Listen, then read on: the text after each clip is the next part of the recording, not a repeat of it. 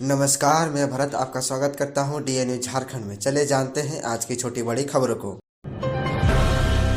कृषि विधेयक वापस नहीं हुआ तो 15 फरवरी से राज्य में खाद्यान्न का आवक बंद करेंगे व्यापारी। कृषि विधेयक के खिलाफ बुधवार को federation of Jharkhand chamber of commerce and industries के आह्वान पर राज्य भर के व्यापारियों का महाजुटान हुआ, जिसमें झारखंड में कृषि शुल्क को प्रभावी किए जाने के निर्णय का पुरजोर विरोध किया गया। चैम्बर अध्यक्ष किशोर मंत्री ने कहा कि अगर सरकार अगले एक सप्ताह के अंदर इस विधेयक को समाप्त करने का निर्णय नहीं लेती है तो 15 फरवरी 2023 से राज्य के सभी खाद्यान्न दुकानें बंद कर दी जाएगी। बैठक में उपस्थित राइस मिलर्स और फ्लोर मिलर्स एसोसिएशन के पदाधिकारियों व सदस्यों ने भी चैम्बर अध्यक्ष के इस निर्णय का समर्थन करते हुए कहा कि 15 फरवरी से राइस मिल में प्रोडक्शन और सेल भी बंद कर दिया जाएगा। उन्होंने कहा कि कृषि मंत्री ने कभी भी हमें बुलाकर इस पर वार्ता नहीं की। विधानसभा से इस बिल को पारित होने के बाद हमने इस विधेयक को समाप्त कराने की भरपूर चेष्टा की, मगर हमें भ्रम में रखा गया। इस विधेयक के प्रभावी होने से खाद्यान्न व्यापारियों के अलावा मत्स्य पालन, पशुपालन, मधुमक्खी पालन, बागवानी करने वाले सभी लोग दायरे में आएंगे, जिसका प्रभाव शहर से लेकर ग्रामीण क्षेत्रों के लोगों पर पड़ेगा। उन्होंने कहा कि 9 फरवरी से प्रत्येक बाजार समिति में काला झंडा लगाकर व्यापारी अपना व्यापार संचालित करेंगे। 9 फरवरी से लेकर 14 फरवरी तक आंदोलन की दिशा में चरणबद्ध प्रयास किए जाएंगे। शिक्षकों की प्रोन्नति के लिए बनी जांच कमेटी। राज्य के सरकारी स्कूलों में कार्यरत शिक्षकों की प्रोन्नति की जांच को लेकर एक कमेटी गठित की गई है। स्कूली शिक्षा एवं साक्षरता विभाग के सचिव के रवि कुमार ने बुधवार को इस बाबत आदेश जारी किया है। कमेटी में कुल 4 अधिकारी शामिल है। 4 अधिकारियों को अलग अलग जिलों में शिक्षकों की प्रोन्नति की जाँच का जिम्मा मिला है। चारों सदस्य झारखंड शैक्षिक अनुसंधान व प्रशिक्षण परिषद में कार्यरत है। इनमें प्रदीप कुमार चौबे, बांके बिहारी सिंह, कमला सिंह और मुस्दी टुडू शामिल है। जारी आदेश में सचिव ने लिखा है कि राजकीय प्रारंभिक विद्यालय के शिक्षकों द्वारा विभिन्न ग्रेडों में प्रोन्नति के लिए हाईकोर्ट में अनेकों मामले दाखिल किए गए, अभी भी किए जा रहे हैं। मामले की सुनवाई कर कोर्ट ने कई आदेश भी जारी किए गए हैं। हाईकोर्ट के पारित आदेश के तहत समय पर संकल्प और आदेश भी जारी हुए, लेकिन जिलों द्वारा समय पर वरीयता सूची जारी नहीं होती है। इस कारण शिक्षकों को समय पर प्रोन्नति नहीं मिल पाती है।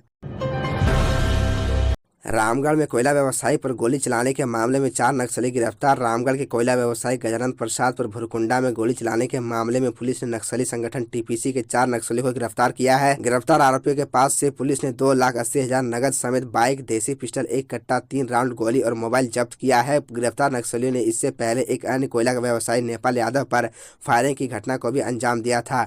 इस बात की जानकारी एसपी पीयूष पांडे ने पत्रकारों को दी। बताया गया कि 23 जनवरी 2023 की शाम 7:30 बजे कोयला व्यवसायी गजानंद प्रसाद पर अपराधियों ने भुरकुंडा में गोली चलाई थी। श्री प्रसाद बरकानाना से अपने घर जा रहे थे। इसी क्रम में घात लगाए बैठे 2 अज्ञात अपराधी कर्मियों ने उन्हें निशाना बनाते हुए गाड़ी के दाहिने ओर 2 गोली चलाया। दोनों गोली गाड़ी के चदरा को छेद करते हुए बाहर निकल गई। इसी दौरान गोली चलाने वाले दोनों अज्ञात अपराधी कर्मी भाग गए। इस घटना के बाद पुलिस ने सघन अभियान चलाया। इसका ही परिणाम है कि 4 आरोपी पुलिस की गिरफ्त में आए।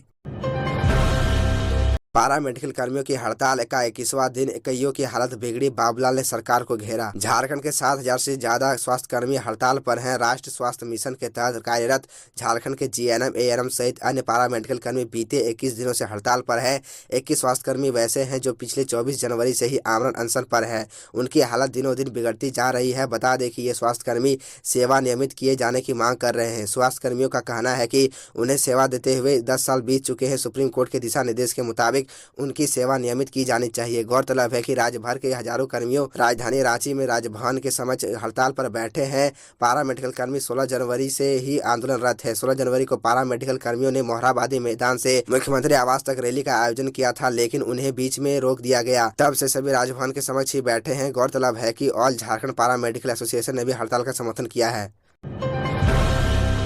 जंगल में मिली छात्र की जली लाश। कोटा में करता था इंजीनियरिंग की तैयारी। कोटा में रहकर इंजीनियरिंग की तैयारी कर रहे झारखंड के युवक की लाश जंगल में मिली है। लाश अब जली हालत में मिली। स्कूटी और कपड़ों से घर वालों ने शव की शिनाख्त की। मामला झारखंड के गिरिडीह जिला का है। मिली जानकारी के मुताबिक छात्र की जली लाश बेंगाबाद थाना क्षेत्र अंतर्गत बलगो जंगल में मिली। बिरनी थाना क्षेत्र के खेरीडीह पंचायत के खंगराडीह गाँव के विशाल कुमार सिंह के रूप में उसकी पहचान की गई है।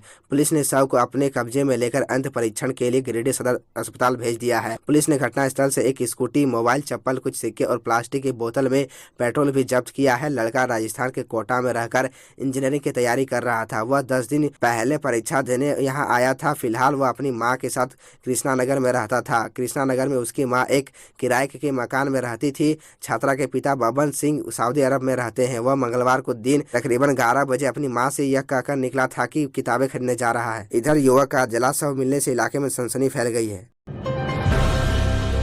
शहर में 400 फीट तक के बने मकान की नहीं लगेगी होल्डिंग टैक्स। रांची नगर निगम की बोर्ड की बैठक 8 फरवरी बुधवार को निगम के सभागार में हुई। बैठक उप महापौर संजीव विजयवर्गीय की अध्यक्षता में हुई, जिसमें निगम परिषद की बैठक प्रत्येक माह के दूसरे सप्ताह में करने का प्रस्ताव को स्वीकृति दी गई। इस दौरान परिषद के सदस्यों की सर्वसम्मति से कई प्रस्तावों को पारित किया गया। पंकज मिश्रा, प्रेम प्रकाश और बच्चू यादव की न्यायिक हिरासत की अवधि 20 फरवरी तक बढ़ी। 1000 करोड़ रुपए के अवैध खनन से जुड़े मनी लॉन्ड्रिंग मामले में आरोपी पंकज मिश्रा, प्रेम प्रकाश और बच्चू यादव की पेशी वीडियो कॉन्फ्रेंसिंग से ईडी कोर्ट में हुई। कोर्ट ने उनकी न्यायिक हिरासत की अवधि 20 फरवरी तक के लिए बढ़ा दी है। वहीं प्रेम प्रकाश की ओर से कोर्ट से समय मांगा गया। कोर्ट को बताया गया कि मामले में आवश्यक दस्तावेज जो नहीं मिले हैं उसके लिए उनकी ओर से हाईकोर्ट में CRMP दाखिल की गई है, जो लंबित है, जिस पर 17 फरवरी की सुनवाई की तिथि निर्धारित है। ईडी कोर्ट ने प्रेम प्रकाश की ओर से कुछ और दस्तावेज मांगे जाने संबंधी याचिका को दिसंबर 2022 में खारिज कर दी थी, जिसके बाद हाईकोर्ट में दस्तावेजों को मांगे को लेकर CRMP दाखिल की गई है। दरअसल बीते दिनों पंकज मिश्रा एवं बच्चू यादव के खिलाफ ईडी कोर्ट ने आरोपित गठित किया था। वहीं प्रेम प्रकाश को कुछ दस्तावेज नहीं मिल सके थे, इस कारण उसके खिलाफ आरोप गठन नहीं हो सका था। पूर्व में ईडी कोर्ट ने पंकज मिश्रा, बच्चू यादव और प्रेम प्रकाश की जमानत याचिका ईडी कोर्ट ने ही खारिज कर थी। तो यह थी झारखंड की टॉप बड़ी खबरें, और इसी तरह झारखंड की छोटी सी बड़ी खबरों को देखने के लिए आप हमारे चैनल DN झारखंड को सब्सक्राइब कर ले और बेल आइकन को प्रेस कर ले, जिससे आपको झारखंड की हर छोटी बड़ी खबरों के अपडेट आप तक पहुंचता रहे। तो आज के लिए इतना ही, हमें दीजिए इजाज़त, फिर मिलते हैं आपसे अगले वीडियो में।